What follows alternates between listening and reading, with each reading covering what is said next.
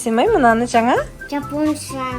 Но жапонша жазу ма деп сұрадың, Но жапонша емес, мынау бұрын біз Жұңғода жүргенде үйренген қазақшамыз осындай міне. Көк шолақ деген әнді бүгін әкең классына барып айтып бермекші екен. Соны жазып алдық. Міне суретті не деген жақсы сызғансың? Рахмет. Мынау кімдер екен, айтып берші. Мынау менің, сенің, әкемнің адам.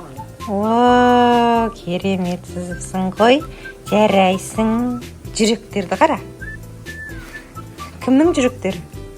Сенің әкемнің. Әдемі екен. Жарайды, рахмет. Жарайды, рахмет,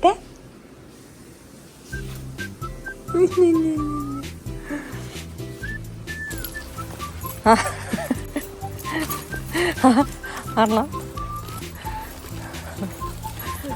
Әсембай, қайда барасың? Есік ашасың ба?